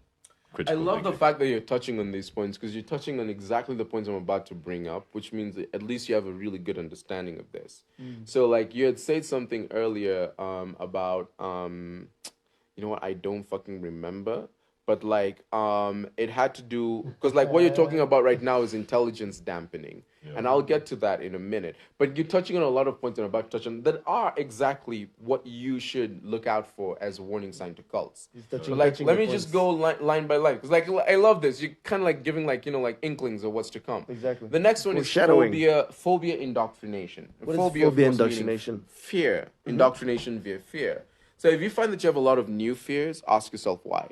Seeing threats everywhere, cults use fears to induce people to stay within their ranks, where they'll be safe. You And going to naturally, hell. The only person who can truly protect you is the cult leader, who is also responsible for punishing you. And their methods are effective because they alternate fear with love, leading to a sort of disorganized. Wasn't that the MO detachment, of, I think his name attachment. was Charles Manson, who was actually one of the most famous cult leaders out there? Exactly. What did he do? I forgot, but he had a He cult. won, I think Charles Manson Charles was Manson. trained by the CIA. He was part of the MK Ultra trials. Wow. He was the one who was, he created a whole commune and they were killing people, killing robbing people. You know, in California I'm at that actually curious time. now that we're on this topic because we know that a lot of the CIA MK Ultra program had to do with like mind control via psychedelic drugs. Yeah. When we talk about cults like Paul McKenzie and company, do we know for sure that they did not encourage the congregation to consume drugs in one form or another? I'm sure Psychedelic they did. drugs, I'm especially, sure they did. to help with the mind control. I'm sure they did. I'm sure they did at very microdose levels, slowly, and you can actually control. And this is where I disagree with you because at the beginning you said you can't brainwash or mind control someone. Was it brainwash or something? Yeah. You can't brainwash someone without them knowing. You actually can under psychedelics. Yeah, it's a very dark topic and it's a very dark place to actually walk in. But you realize, and this is why I was saying, it could fall under pseudoscience, but psychologists, counselors, whenever you go through training of psychology, there's a way you're supposed to talk to someone and they will understand what you're saying. And they Right. will respond to what you're saying without any resistance. It's Right. supposed to be called NLP, neuro-linguistic Neuro-linguistic programming, programming. but I don't want to call it that Or if you Because that's a want- pseudoscience. That's a Or if- pseudoscience. yes. Or if you want, because we're in the age of AI, NLP actually has a different meaning today. It means natural language processing, which is what GPT does. Yeah. Exactly. But You know. in psychology and in counseling and people who understand how to communicate with people, you realize they don't use NLP as you're told. Right. Or NLP is not what you think you're told it is. It's just knowing how to frame something for someone to actually take it up in a certain mind state. It's making So the if pill you're- easier to swallow. Exactly. So if you're It's on not like LSD, manipulation or like hypnosis. you're going to do it by yourself because even you realize with people who've been indoctrinated into pseudoscience and fake science or Right. a lot of these funny beliefs, the leader doesn't have to scare you or doesn't have to instill fear in you. You just have to do it to yourself Right. consistently. A smart person makes other people realize how smart he is. A truly smart person makes other people realize how smart they are. That's a cult leader. That's a cult leader. It make you think Because you're You taking will the let smart. go and you're being disarmed slowly. Exactly. You're giving away control. Disarmed. You're giving away the And this is decision-making why also, power. like things like hypnotherapy, they won't work on someone who's not smart, but it will work on someone who's very smart because you can follow those instructions framed very easily. Right. And you'll find a lot of people who fall for cults are not dumb. They're not dumb. They're not dumb. They're actually very smart. Right. Very, very smart. One of the things also that comes with being in a cult, and one of the warning signs is this. We're doing so well. One of the things that also comes This with is what people on drugs usually tell themselves. Are we okay? We're okay? Self-monitoring. We're doing good, guys. the audience listening to this, there is a high possibility we're on LSD right now, which is also a mind control drug. So this is so meta. And we're trying to on so control many your levels. minds as well to like and subscribe. And we have one guy who's on Who's completely high on the highest quality of weed. He is gone. who is on something else entirely. This one is on a spiritual journey to nirvana. You should see his face. He's smiling like Oh my god. his eyes are not even open. He's into the depths. But he This can is see. Virgil. His eyes are closed, but he can see. Fucking the seventh hell. You know? His eyes are closed, but he can see. He can see the light. He's using his you third know? eye at this point. He's on a whole other plane. I've never seen someone react to weed that way. Like it's incredible. It was good kush. It was Yeah. some good kush. So It what took are him the back to things- Kush. What are It the took things? him What back are to the, Kush. what are the other things about like warning signs of being in a cult is heightened emotion. Now, if you find yourself feeling extremely Defensive. happy, Oh. angry, scared, ask yourself why. Because cults trigger big emotional responses and then direct that emotion that's also evidence of toward the a drugs. strategic target when you're at your least I rational. think that's also evidence of the drugs because drugs yeah. have a way of playing with your serotonin, like how you, the endorphins. I would like to think because one of the things about like cult Well, at leaders. the beginning, you can't keep on doing it all the time because that's taking that drug indirectly or without knowing wears out. The effects wear out. You can't take Right. it every single day, and it has to be at a very high dosage. And you're in a big community, so you feel like everyone is in line and in tune with you. You can't be in a situation whereby you've taken MDMA by yourself. And then everyone else is sober. You're gonna have a psychosis. Yeah, you're gonna You're gonna go go crazy. mad. What the fuck is wrong with In Swahili they me? call it, You're gonna have- I am so out of place. utachizi. I in think one of Swahili. the You find that they reasons, do it one of the to reasons, everyone John, at why the same time LSD at the was such a beginning. pleasant experience for us is because we were both on LSD. Yeah, But if it was just person, one person among like, sober, what sober, the pe- fuck sober is people, this? Sitter, you have to make sure that you know that's a trip sitter or Yeah. something that can identify him. And that's why you Exactly. find most of the time in the cult, the leader always stays sober. Mm. He's just giving commands and saying this and this and this and And this and this. and this. I was gonna say, because like what you see among a lot of Christian cults is like, hey, take this cloth, take this water. It's gonna. It's my help you body. get- yeah, Take my body and eat it. I'm selling this particular rosary for. Fun fact. I'm sorry. Every religion, if you want to believe it or not, has a psychedelic or a specific drug that they use and have been using to indoctrinate their followers. What is the Christian one? What is it? Wine? This is fun. Wine and Alta wine. It's alcohol. wine and Oh my god, it's altar alcohol. wine and the bread. Oh my Wow, god. this is awesome. Oh my god. But here's the fun part, right? Well, it's not fun, but it's very creepy. There's some churches. You ever heard those churches that start from 6 and end at 6 in the evening? What the fuck? Most of the time, if you go check the Bibles, the books in between, Oh shit. and you smack the book, It's gonna the dust, throw you're up a probably powder. gonna inhale something that's a psychedelic. That's gonna give you the hype to shit. continue. Oh my god. What's this? Holy water. Holy water can be LSD, and you don't know. As long as it Holy touches Of course, fuck. because you would put LSD You're in done. holy Yeah, LSD can. water. As long Once as it it touches touches your the skin, you're yeah. done. That makes Because that's how it was sense. discovered. The doctor touched it. We by even accident. have like just to add to your point, you've heard of people saying that they were in town and then they meet someone and they say blew hi some shit and in then their they face. there's a mind Exactly. control As drug long and then as they it end up giving touches- up all their money. Yeah. Yeah. It's the same concept I would imagine that they would Or- use in a religious Shit is context. scary. Or I don't want to believe this because I saw it on someone's tweet feed, and Yeah, it's dubious, I say but- this with caution and with rumors. Right. Some cult leaders or even churches, as they are now, they'll tell you. There's one in Kenya I heard, and this is rumors. Yeah. Please don't take my word for it. I don't need We're not gonna CID take or your word. It's DIC. unconfirmed. It's unconfirmed. We'll just believe you, but we Some won't take people your have word to have for it. sex before starting the mass. Wow. And for some with the churches, preacher? I don't know. The tweet was some people have to have sex before mass. It's like For- an orgy thing. Exactly. Mass before And you find- masturbation before the mass. And you find Mass before mass. and you find how That most should of be on these the cult t-shirt. leaders Mass on mass on mass. how most of these cult leaders make money is by selling a product that you have to take before coming to church. Your whole family takes it. I'm sure if you were to take a congregation that's of messed people up. who That's go what I to was church gonna for a say, long time actually, with and the whole test holy them, water, some oil many you're things applying, you some can- kind of thing. Exactly. It's Even a drug. incense, You're gonna even make so many incense, people start believing in conspiracy theories. They're gonna be even like, I'm not going to church incense. this week. No, It's possibly a No, drug. but it's though. good to think. Even incense has a hint of weed It inside does. it. It does. And sage is actually psychedelic if you're not aware of it. Enough sage in the right condition is a psychedelic.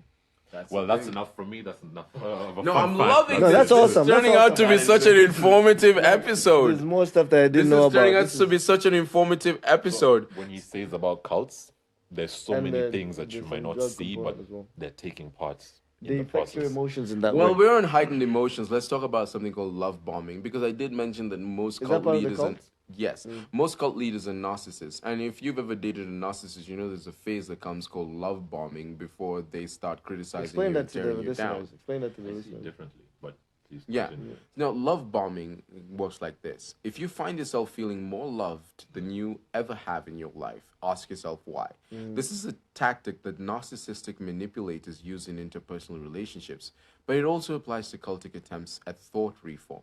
Cult members will spoil you with attention and affection in order to make you feel connected and important, and people keep coming back for the love drug. If you are ever in a community like, oh my God, I've never been as accepted as I am here, there's a high chance. You're in a cult. It's You're like in a the cult. think about your Jabba club. But most of the time, it's not the leader. The leader hires a specific group of people who would do that. People who Some are evangelists. people who are already indoctrinated will do that, not the cult leader, because it's going to be very weird. Why is the cult leader? There's gonna be a struggle of power between like if you see like this person's trying to manipulate me, but then if it's through agents, because it gets to a point someone has to, and this is where I like the psychology experiment about authority, right? If you, yeah, it's really nice. Skiing It's down. kicked The in. LSD is kicking in. Well, you just confirmed it to the audience. Yeah. well, I mean we do that all the time. Yeah. I love the fact there's actually an audience member who came on one of our comments like, yo, but you guys are kid as fuck before you Yeah, start those like, what episodes. the- 'Cause like, Most people yo, keep asking, what are you guys on? what are you guys on? You know? Exactly. But like, yeah. So Now you know. if I was to deal with a cult leader face to face, I'm someone who will question authority. If I'm smart enough, I have to question authority. But if I'm in a crowd, you can't question a crowd. Your mind wants to be part of the crowd. Your mind will get that FOMO immediately compared to if you're dealing with a cult leader. I love the fact that head you're to head. anticipating my points before I make them. This is one of the points And that's I why make. you need to teach people how to like question authority and all that type of stuff. But before we get to that, let's talk about social influence. Now, if you find that everyone around you agrees on something, ask yourself why. Psychological studies show that compliance goes up with the number of people involved. Most people won't reject an idea if the whole group supports it. Groupthink. And cult prospects are typically overwhelmed with group ecstatic activities, which can lead them to poor information Like processing. team building stuff. Basically, it's just, peer pressure, And which also makes it smart impossible people. for people to function at full capacity. Exactly. And also smart people, when they see you fuck up, they're gonna start questioning things. There's a concept in Yiddish, like Jewish legal law that goes like, if all the judges agree on all the judges agree on like a judgment, then you cannot trust that judgment. Why? Because full consensus means that either y'all are too Someone was biased. bribed. Yeah. Or the But whole if at table least was one bribed. person disagrees, then you know that that's more likely to be a proper decision, because then at least one person has the voice to make the consent. But if all of you agree, there's something wrong. You can't all be thinking the same same thing, yeah. You can't. Exactly. As Even much if as you're you're all human. very smart, Even if you're all someone smart. has to think outside the box differently. Which brings me to one of the most important aspects of How to identify you're in a warning cult. signs, which he's kept mentioning a lot of times. And this is intelligence. No, but it's good. It's good. I love the way you're anticipating this. It means you're thinking ahead. It's like, this is intelligence dampening. Now, if you find yourself too tired or confused to make decisions, ask yourself why. Cults use techniques like sleep deprivation, alternate states of consciousness, Kesha's. repetition, and thought stopping to overwhelm someone's cognitive resource. Yes, Kesha is a way to, yeah, because it's it sleep is. deprivation, literally. Exactly. That's the thing. Nowadays, you don't even have to do that. You just have to tell people, let go, believe in. Even the concept of fasting, if you think about it, because that's what Paul McKenzie was doing on an extreme scale. The concept of fasting is a way to alter your mind to make it easier to control it. Exactly. Just say what I want to say. Exactly. So now, the idea here is to destabilize your view of reality. And when your mind is under threat, you keep returning to the safety and love of your leader. It doesn't mean you're stupid, even if you develop false beliefs. All humans have false beliefs and a tendency towards magical thinking. But cult members depend on the cult for direction when their brains are disoriented. So that's the idea, is to keep disorienting your thought processes, make you rational, so you keep coming back to the leader for comfort or his teachings. This is where I introduced the term cognitive dissonance. Yeah, cognitive dissonance. Yeah. You have something you believe in, but So you you have two ideas that you conflict with each conflict other. with each Like, other, but you believe want in them. money. Money is good for life, but money is evil. So you can't really have a good relationship with money because you have two conflicting beliefs that are keep on interfering. Like, you want to be a billionaire, but then money is the most evil thing in the world. It makes you a bad person. Money doesn't make you a bad person. Money Greed is what makes you a bad person.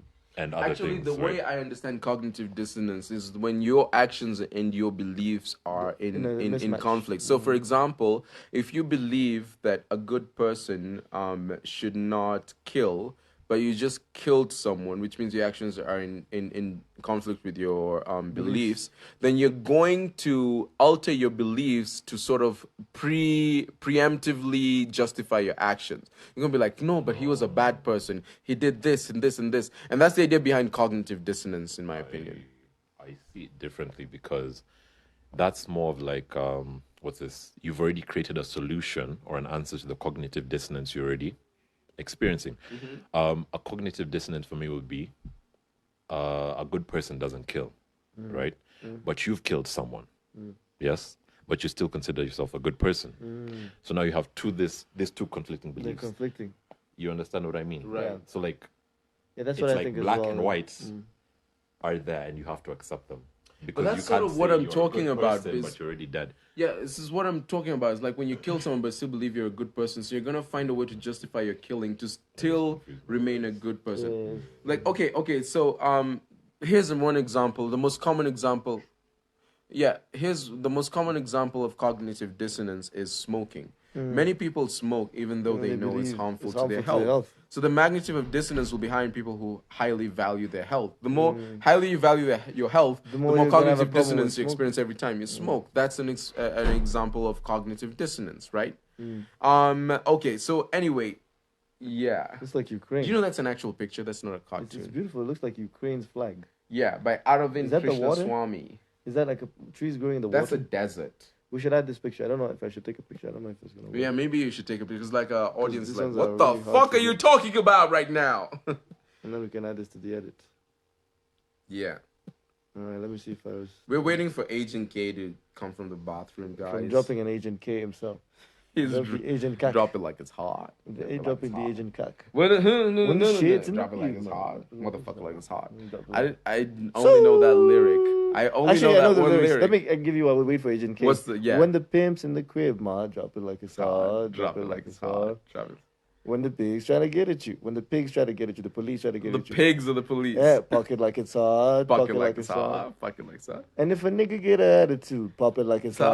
Oh, pop it because like you're gonna it's shoot hot. the Yeah, guy. pop it. Oh my god. I got the rollie on my arm and I'm doing Sean Don and I roll the best weed 'cause I got it going on. Oh know my this god. shit, And then the drums come on. That was a clever Oh beat. my god. I love that. I love that song. Well, now you know. I mean, if that you're was not a an interesting 90s kid, segue. you're not gonna know what this is. Hi, Gen Zs. How you doing?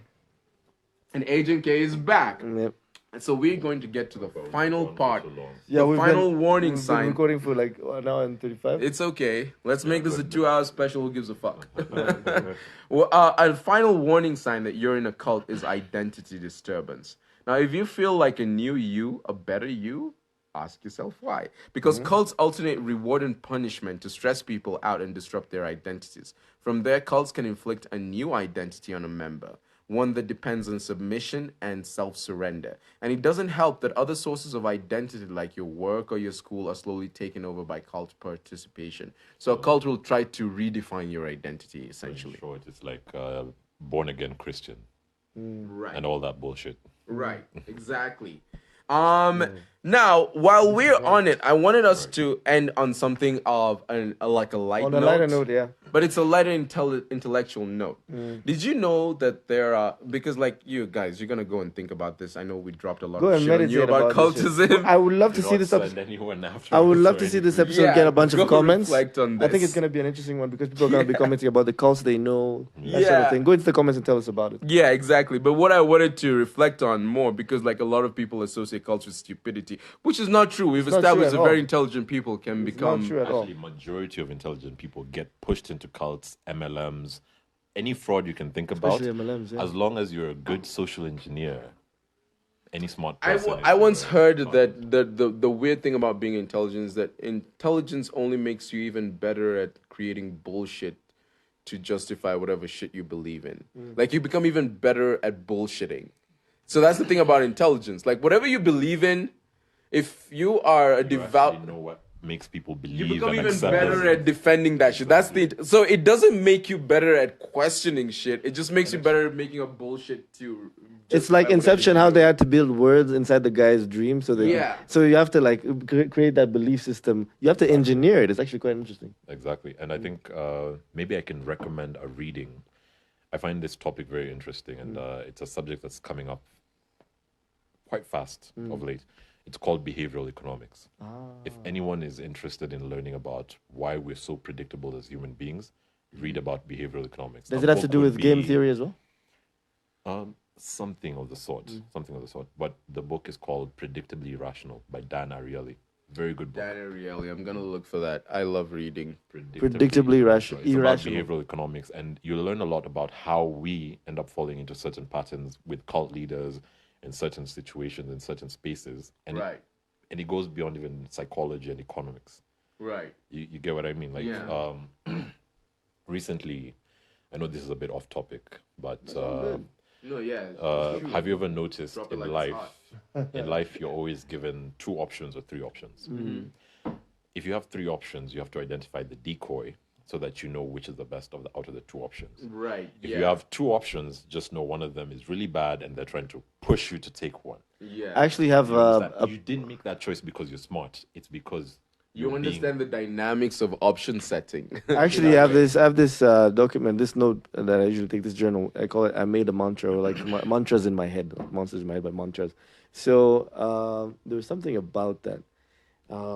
Jesus, I'm losing my train of thought. We were talking about This podcast should come to an end very soon. But there was The something. LSD has started to The kick LSD in. is kicking in, but you were saying something. The point you made just now. about Memory decoys. anomalies. Oh yeah, I was saying like symptom more of often than LSD. more often than none, there are more ways to do the wrong thing than there are to do the right thing. So if you're making a choice, count how This many sounds options like you a have. very, very esoteric reconstruction of Occam's razor, which is that the simplest explanation is often the best one. Yes. So, like, the simplest, shortest, simplest way to do something is probably the correct way. But, like, you'll find so many different shortcuts and long cuts and different ways to arrive at the same point, which are more likely than not wrong. Sounds like Fruit Ninja. Long Sounds cuts, like Fruit shortcuts, Ninja. Exactly. pineapples. Anyway, I was going to talk about stupidity before we finish. And I was going to mention that there are 5 universal laws of human I stupidity. thought you were gonna say chips are stupid without aromat. That would have been a very light note. But with Aromat, they are smart as fuck, motherfucker. They are smart. Now, Buy in Techno 19 Smarts. Adverts from back in the The day. back in the chips are stupid. 1976, a professor of economic history at the University of California, Berkeley, because it's always in the fucking US, published an essay outlining the fundamental laws of a force he perceived as humans' greatest existential threat: stupidity. Stupid people, Carlo M. Cipolla explained, share several identifying traits. They're abundant. Oh wow, that's wrong. That's a roast. Roast to humanity. There's an abundance. intelligent roast. There's an abundance of stupid people in this room. They are irrational, and they cause problems for others without apparent benefit to themselves. It's like, because like Someone told you this directly. This is an intelligent instant language. it's you cause problems for others without an apparent benefit to yourself. Oh my God. You are stupid. You are without intelligence. I think that's You are without intelligence. You are without any. And you and your kind are legion. You know? That's the idea, right? And there are no defenses against stupidity, argued the Italian-born professor who died in 2000. The only way, I don't know why they mentioned when he died, because The person reading this must have killed him because it sounds like he said, like, that's what he told me. He told me I had no intelligence. and he Like, died in 2000 because That's why of what he did. said. That's why he did. I just want to mention it. Basically, the whole of the US This right is the whole now. of you. Oh, Right. The only way. Wow, that is so deep. Anyway, the only way the only way a society can avoid being crushed by the burden of its idiots Oh my God. is if the non-stupid work even harder to offset the losses of their stupid brethren. Oh my goodness. So anyway, law number 1. Tafakari Babu. That's what Salim Do used Yeah, to say. and I put this in our Instagram stories earlier today. I don't know by the time of this recording people will remember the Instagram stories, but I put it in there. And If you're reading this, it's too late. Yeah. So law number 1, always and inevitably, everyone underestimates the number of stupid individuals in circulation. That's law number 1. No matter how many idiots you suspect yourself surrounded by, you are invariably lowballing the total. Everyone's an idiot at their own This is level. like the science of stupid. This is the size of stupid. Now, this problem is compounded by biased assumptions that certain people are intelligent based on superficial factors, like their job, education level, or other traits we believe to be exclusive of stupidity. They aren't. There's stupid doctors out there. We have stupid doctors, Stupid stupid lawyers, college professors, stupid professors. lawyers, exactly, stupid presidents. Oh, who said that? Who said that? Law number 2. Who said that? Law number 2. The Blame it on the probability that a certain person is stupid is independent of any other characteristic of that person. Now, Cipolla posits Did stupidity. you guys capture that? Like, rewind and come again, The select that. probability that a certain person is stupid is independent of any other characteristic of that person. Pull up. Cipolla posits stupidity is a variable that remains constant across Yeah, populations. it's serious about stupidity. Every category one can imagine, gender, race, nationality, education, level, income, possesses a fixed percentage of stupid people. There are stupid college professors. There's no exemptions. There are stupid people at the UN General Assembly. I saw one today. There are stupid people in every nation on earth. How numerous are the stupid amongst us? It's impossible to say. And any guess would almost certainly violate the first law, which is that no matter how you guess, you're lowballing the total. There's more stupid people than you think. Which brings us to law number 3. A stupid person is a person who causes losses to another person or to a group of persons while himself or herself deriving no gain and even possibly incurring losses. Chipola calls this one the golden law of stupidity. A stupid person, according to The Economist, is one who causes problems for others without any clear benefit to himself. So, for example, if you have an uncle who can't stop himself from posting fake news articles on WhatsApp, He's a stupid person. He's stupid. The customer service representative who keeps you on the phone for an hour, hangs up on you twice, and someone still manages to screw up your account. He's an idiot. Stupid. You know, and this law also introduces 3 other phenotypes. This Chipola says coexist alongside. Special types of stupid. Yeah. No. Not special types of stupid, but special types that like are on the whole, am I benefiting others? Am I benefiting myself spectrum, right? Relative to stupidity, yeah? So, for example, we have the bandit who benefits himself at others' expense. He puts a minus in your account, a plus in his account, right? And then we have the intelligent person whose actions benefit himself and others. He's like positivity. ThinkShack, right? And then we have the helpless person whose actions enrich others at his own expense. You've seen people who, exactly. But then the stupid person brings losses to others and to himself. And that's what makes this stupid person so special. The non-stupid are a flawed and inconsistent bunch. Sometimes we act intelligently. Sometimes we're selfish bandits. Sometimes we act helplessly and are taken advantage of by others. And sometimes we're a bit of both. The stupid in comparison are paragons of consistency, acting at all times with unyielding idiocy. However, consistent stupidity is the only consistent thing about being stupid. And this is what makes stupid people so dangerous. Essentially, stupid people are dangerous and damaging because reasonable people find it difficult to imagine and understand unreasonable I'd like to point out that no stupid people were harmed in the making of this podcast. An intelligent person may understand the logic of a bandit. They could be listening. They're going to be like, oh my God, they're talking about me. The bandit's actions follow a pattern of rationality. Nasty rationality, if you like, but still rationality. The bandit wants a plus on his account. Since he's not intelligent enough to devise ways of obtaining the plus, as well as providing you with a plus, he'll produce his plus by causing a minus to appear in your account, which is bad, right? But with a stupid person, it doesn't fucking matter. A stupid creature will harass you for no reason, for no advantage, without any plan or scheme, and at the most improbable times and places. You have no rational way of telling if and when and how and why the stupid creature attacks. That sounds only like walking in Nairobi and then a chocolate tries to talk to you. I love this. Exactly. I love the language used here. But let's go to law number 4. We've got 2 more laws. Yeah. Law number 4. Non-stupid people always underestimate the damaging power of stupid people. In particular, non-stupid people constantly forget that at all times and places and under any circumstances to deal with, stupid people always turn out to be a costly mistake. We underestimate the stupid, and we do so at our own peril. We elect them into government. We give them degrees. We allow them to be our CEOs. We always fucking underestimate these people, and every time they're a costly mistake. They're the leaders who put a country 50 years back. They're the CEOs who ruin a company. They're the doctors who fucking give you a brain transplant when what you needed was a heart transplant, and so on and so forth. Yeah. Imagine if someone called you a costly mistake. That would hurt. You were a costly mistake. Like, oh my God. I really should have taken Call me Nitumbo. Like, call me anything, but a costly mistake, that hurts. That cuts deep. And let's go to law number 5 and the last one. Yeah.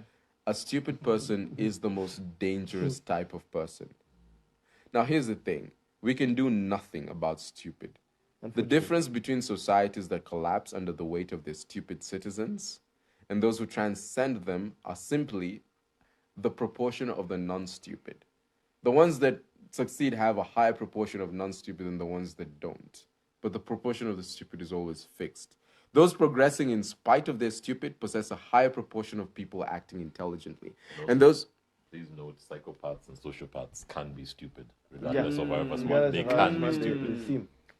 And so those who counterbalance the stupid's losses by bringing about gains for themselves and their fellows are the ones who push a country forward. Declining societies have the same percentage of stupid people as successful societies, but they also have high percentages of helpless people.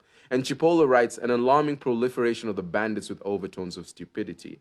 And such change in the composition of the non-stupid population inevitably strengthens the destructive power of the stupid fraction and makes decline a certainty, and the country goes to hell. So I want you guys to think about that as you think about our country. Think about how many stupid people there are around you. But don't tell them, though. And what this means for our country. You might be the stupid person. You don't know. But if you're listening to ThinkShack, most likely not. So let's wrap this up. Thank you so much for sticking it out. Because otherwise, if we continue, we will start to hallucinate through our words. Oh, yeah. Starts revealing government secrets. So this has been Jean. We've had a special guest today, Agent This K. has been Ramsey as well. This has been Agent K. And this has been Ramsey. And this has been ThinkShack. So catch This you on has the been next the one. Stupid Shack. This has been the Stupid Shack. But it's been super fun today. We've learned a lot. We are on almost on 1 hour 50 minutes. That's All right, man. amazing. We've never. Thanks for taken that tuning long. in and catch you on the next one. Stay sharp. Stay naked. We'll try to find, stay naked. We'll find you. We'll find you when you're ready. When the student is ready, the master appears. The masturbator appears. Okay. Fucking delete that shit The now. master. Fucking disappears. end The it. master We are disappears. done.